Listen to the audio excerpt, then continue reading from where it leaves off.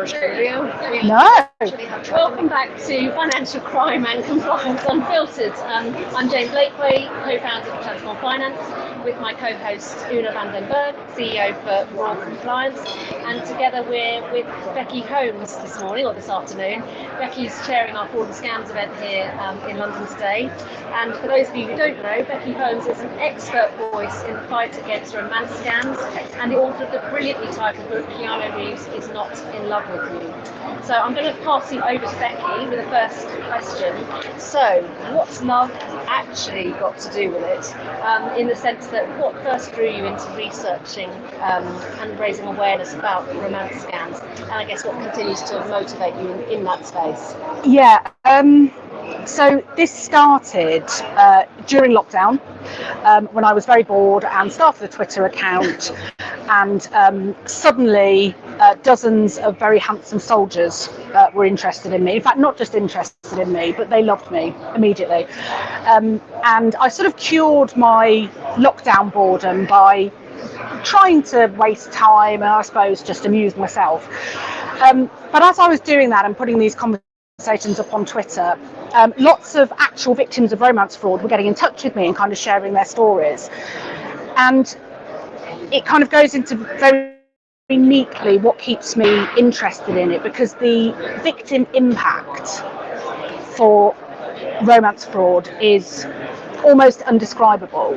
So, you know, we've kind of heard at the conference today, and I talk a lot about it, a lot of people talk a lot about it, how the emotional impact is actually worse than the financial. Yeah. And I would say I've interviewed maybe now about 60 victims of romance fraud, and probably 58 of them have said they would rather not have the money but have their self-confidence back and have their trust in themselves back. So that's what keeps me going with it, the fact that it's such an awful crime, and I really think out of any form of fraud, I think it's the most cruel. Not to make light of obviously what is a very difficult situation for a lot of people, but I never receive these messages, so what am I doing wrong? I'm really surprised you don't receive them. No, I don't. Are you on much social media? No, I just say LinkedIn. Right, okay. But I never get unsolicited messages. If you want some, you need to join X, Instagram, TikTok. You need to get onto their guys. Having said that, LinkedIn, it's exactly where you're going wrong. Yourself later today. Set up accounts. Yeah. And LinkedIn, so obviously we all know that's like a professional platform. Well, yes. But more and more scammers have started going onto LinkedIn. So particularly, you know, there's like a real spate at the moment of job scams. So people messaging saying, I hear you're looking for work, or we've seen your CV. They're coming up on LinkedIn all the time. Well, that's actually, to be fair, recently I've had two emails about would I like to be an executive board member of something or other. It could actually be a real thing. But they just seem so dodgy. Yeah. So, you know, fraudsters, they do adapt to the different platforms. Yeah. Having said that, I did amazingly have an actual Keanu Reeves contact me on LinkedIn. The real one? No, but it was so weird, because obviously I'm used to seeing those accounts come up to me on social media, and I thought, is he going to offer me he's going to offer me a job in Hollywood, or, you know, they are everywhere. The scammers are everywhere. And in terms of that evolution, then you've obviously touched on social media platforms. How are scammers changing their tactics with obviously the influx of AI, deepfakes, and obviously social media platforms as well? Yeah, so I know a lot of people kind of say, oh, AI isn't the big deal that we're all making it out to be. But when it comes to fraud, and particularly romance fraud, it is huge. It's a game changer. So there are things like, you used to be able to say to somebody, if you can't video call this person, it's dodgy, it's a scam, block them. But now, of course, a romance scammer can video call you, and you won't know that it's a scammer. So their tactics are changing and kind of making our defences redundant.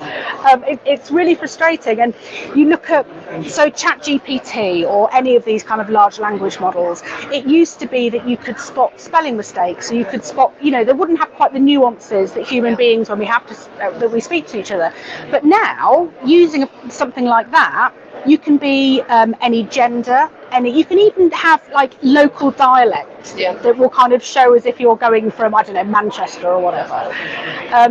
So they're changing their tactics, but just being clever and up to date with what they can do. And I've said already in the conference that they have the same technology that we do, but they don't have to get sign off for anything. So they're one step ahead. They don't have to have budget meetings or anything like that. Yeah, absolutely. And one of the things I've heard you speak a number of times about is the psychological and emotional impact of these scams. And it's actually interesting, and it's a narrative I've heard you speak to before, that when we hear about victims of romance scams, there is a tendency for people to make light of it, without considering the real emotional and psychological damage that these do. What do you think we need to do to change that narrative? We need to, within the counter-fraud sector, we need to change the way we think, and that we need to change the language that we use. The example that I always give, or the parallel I always give, which I think you've heard me talk about, is this parallel between domestic abuse and romance fraud. So having been in an abusive relationship myself, I noticed all these things when I was talking to victims of romance fraud. So being isolated from friends and family, using kind of silence as a weapon, being fearful, really kind of grounding down your confidence. And when you look at domestic abuse now, we don't laugh at that. We're beyond the days, I hope, where people say, well, what did you do to deserve that? Or, I wouldn't stay in that relationship. How stupid. Yeah. We don't say that anymore. And that's where we need to get to with romance fraud. We need to recognise how serious the crime is, how emotionally devastating the crime is, and we need to talk about it and act accordingly. One of the things that I'm quite interested in is the rationality of how people rationalise the fact. I was speaking earlier with Paul Cody, and he was talking about, no matter if he was doing some work with the credit unions, and they were talking about one of their clients was in a relationship with Dua Lipa, or supposedly. No amount of practicality or just common sense would change their mind. How do people become so immersed and involved in a relationship that we all, if you told me, I know it's fanciful, like it's not reality. Yeah. How does that happen, like to get to that stage? My teenage daughters couldn't believe this either, that somebody would call for, this is what their initial response was. Yeah. I was talking about. Yeah. It is really hard to understand. And I think we need to think of it in terms of coercive control. So the scammers that I've sort of messed around with on Twitter, they're not the most sophisticated. They're kind of, they go out to a mass number of people. A lot of romance fraudsters are very, very clever, and they will do things that make you feel like you are a team against the world. Now, something that I wrote about in the book, and again, you'll have heard me talk about maybe, is as someone who used to, I'm making myself sound out, I've had the most awful life. I used to gamble. I was an ex-online gambling addict, and again, there's this real sort of likeness in that when I've spoken to victims of romance fraud, they've said, somewhere I know, but I just can't stop it. And I refer to it as that moment. So when you're gambling, something on that you don't stop, you've got to face up to everything that comes after that.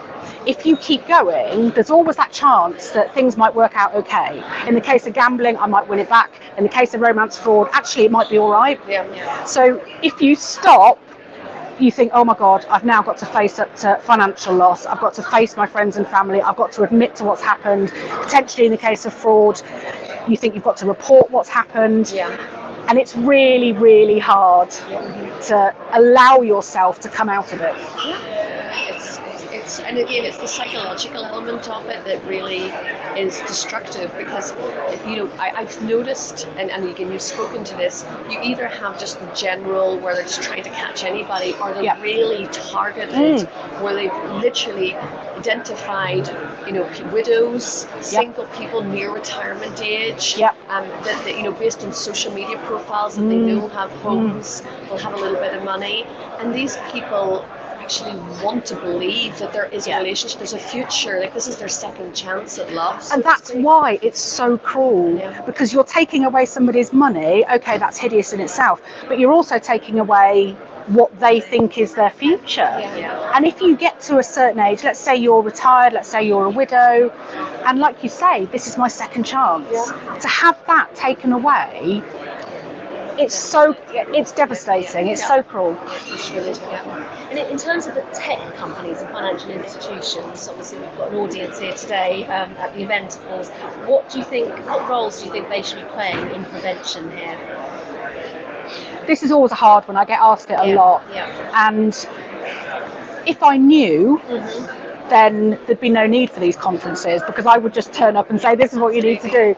I think there needs to be, and it's been spoken about at the conference, there needs to be more joined up thinking between all of the different sectors, because you can't work in silo anymore. The fraudsters are too clever for that.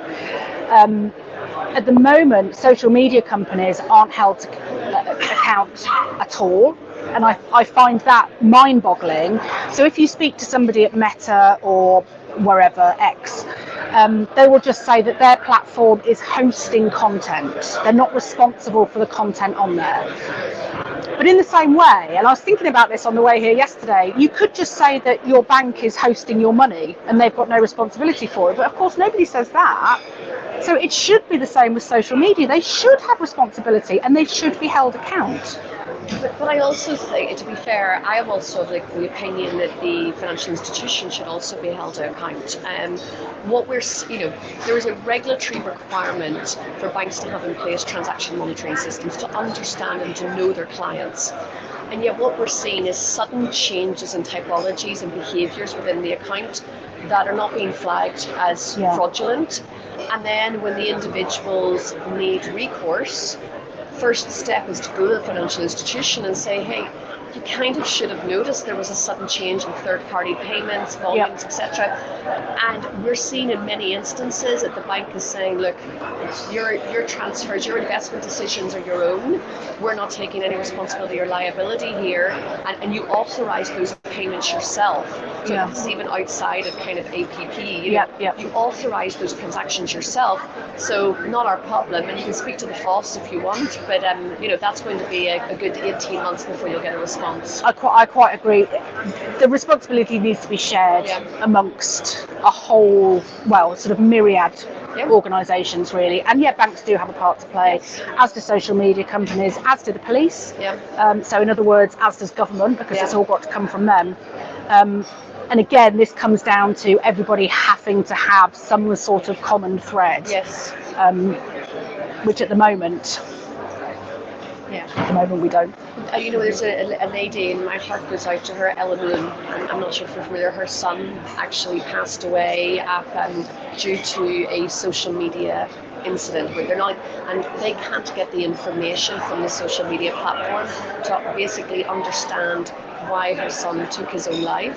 And so she's been campaigning with a lot with the social media platforms, with the British government, to Jules Law, to get new laws in place about social media protections for children. And actually, I just find it harrowing that not only does somebody have to go through the loss of a child or a loved one because of a result of these situations, but the there is an entire journey for justice afterwards, and many people aren't achieving that justice. Yeah. And, you know, you go back to the kind of the government responsibility. There is a collective responsibility here, and I just feel that people they have no recourse at the moment. There's no defence and justice. There is no justice. There's no closure. Correct. And that is, of course, when there's a bereavement, they always say that's one of the most important things. You go through the stages of grief and then you have closure. At the moment, if there's been such a miscarriage of justice and no recourse, there's no closure. It's terrible. This is a fun conversation. Yeah, wasn't it? Yeah, I just popped onto this chair and depressed everybody. That's all right. Well, we're addressing the real issues. Yes, sadly. And I mean, when we look ahead at next year and beyond, so where do you see the future of romance scams going, in the sense that how can individuals and institutions hope to stay ahead of these? Is that, again, I was hoping we might finish on a high, but romance fraud, to my mind, is only going to get more popular. So, and I think particularly online romance fraud, because we do live more isolated lives than we used to. So, for example, I work from home on my own, and most of my meetings are done online. Now, if I didn't have a partner, I would probably do a lot of my socialising online as well. And it makes you vulnerable, and they know that. At the same time, and to end on a positive, I do know that a lot of institutions and banks and police are taking things a lot more seriously when it comes to romance fraud. I've been doing some amazing work with Essex Police recently, and they are way ahead of the curve in terms of setting up a support group and stuff. So in terms of where I see the future of romance fraud, unfortunately bigger, but I also see a lot more effort being put into preventing it, and hopefully, fingers crossed, there'll be a lot more effort put into supporting victims afterwards. Absolutely, yes, yeah. I saw you on BBC Look East, I think, wasn't it? Yes, I was, I just turned up. Yeah, brilliant, really good. And now you're here in our podcast. Yes. I know. Sure. I'm, getting around the block. So I think that, was there anything else anyone wants to add, or anything else you wants to? I don't think so. With your new book that's coming out. Yes, exactly. Yes. This is your moment to plug. I know. God, sorry.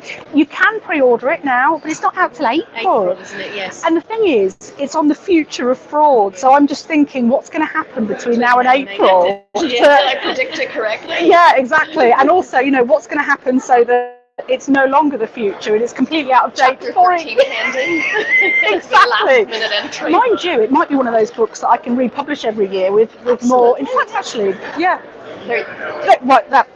sorted. Some royalties for that? Absolutely not. Absolutely not.